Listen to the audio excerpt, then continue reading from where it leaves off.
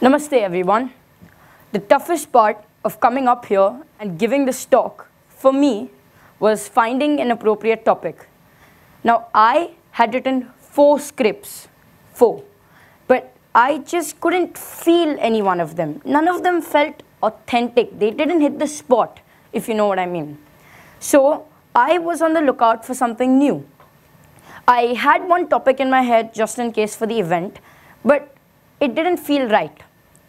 So as the event kept getting closer, I still couldn't find a topic. I observed my surroundings, the people around me, but nothing would just fit my expectations. So I did what I best do. I had aggressive conversations with the mirror, but that didn't work out either. So at the end, I had some conversations with really mature individuals, and that is when I came to the realization that the most unique, personal and authentic thing that I can give to each one of you out there is a story. So that's all this is, just a story.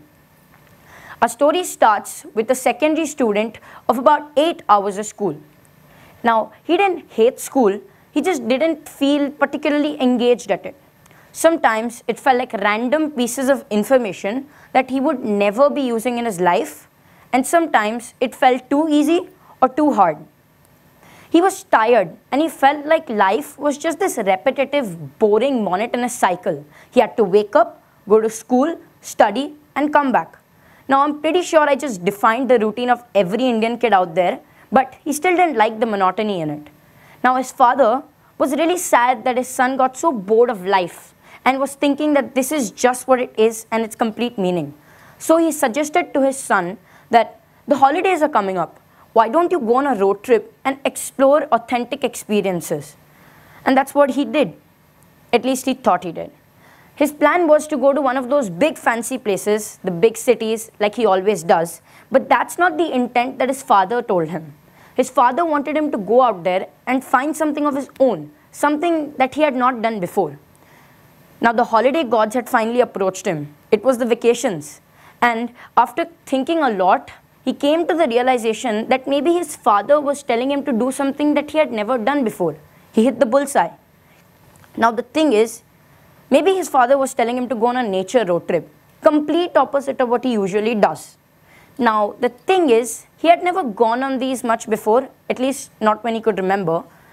And there was a small chance that he would completely hate this trip because it wouldn't be to one of those big fancy places. But that was a risk that he was willing to take. So he went on the road trip.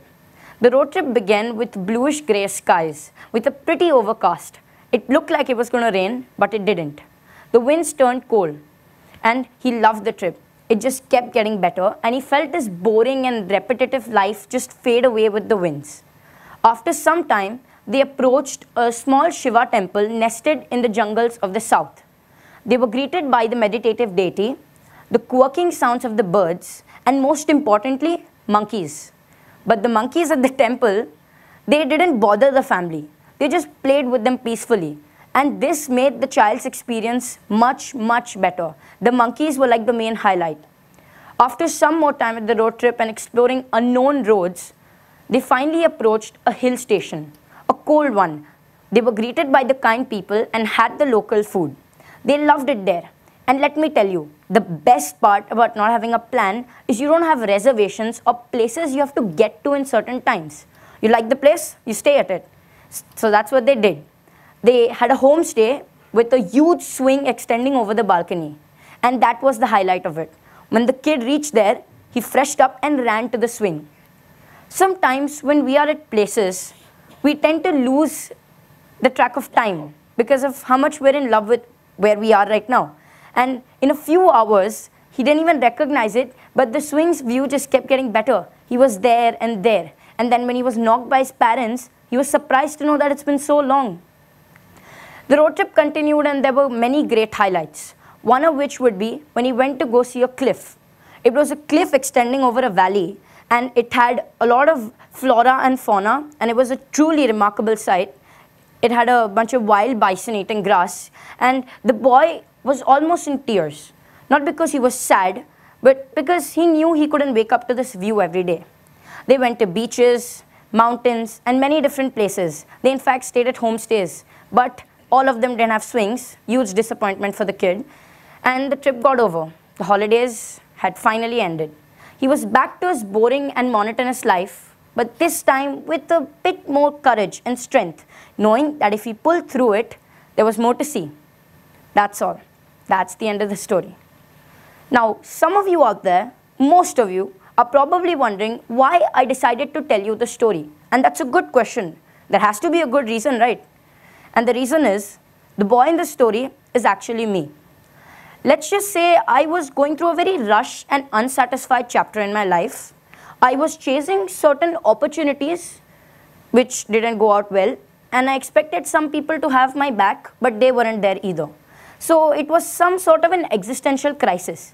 I couldn't find meaning to life, and it felt like a boring, monotonous cycle. But that all changed until I decided to go on this trip, this nature road trip. Everything after the trip finally just faded into sort of a soothing rhythm.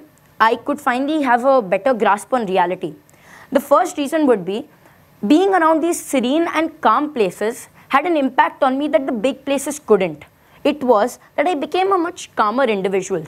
Before, every time I faced a problem, I would just lash out and use all my aggression to solve it. But this time, I kind of learned the ability to when to not say stuff and to deal with things at a much more calmer and quieter pace. That's one impact the trip had on me. The second one was, when you're around those places, there's obviously people that you're not going to like, and there's the horns of traffic, but then you have to focus on the things you want to focus in. So when I came back, I had a more, you can say, precise focus, like when I wanted to focus on certain things, like if I'm in a noisy room and there's a lot of people talking, I could focus on what I want, because being around those places had that sort of an impact on me. Another thing is, we live through tough times. We have viruses with the ability to keep us apart for years and years. We have religious wars that don't seem to be ending anytime soon. And most importantly, most of us feel like we have repetitive lifestyles and we're enslaved by society. A wise person once told me that no matter how successful you are or you're not, there's always going to be a period in your life where you're going to have to rush through and just grind. And when we go through that phase, we feel like there's nothing better. To change this, I feel like we all must seek our own meaning.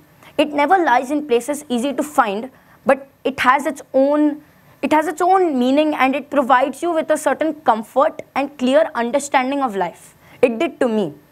And another thing is, the most important one that I would say, think about it from a bigger picture. We live in a universe where there's billions of galaxies, maybe more. And we are from this small solar system on this one planet that is perfectly habitable. There's this million years of evolution that has led to us having the ability to think, to feel, to understand, to come up here and express my feelings to you.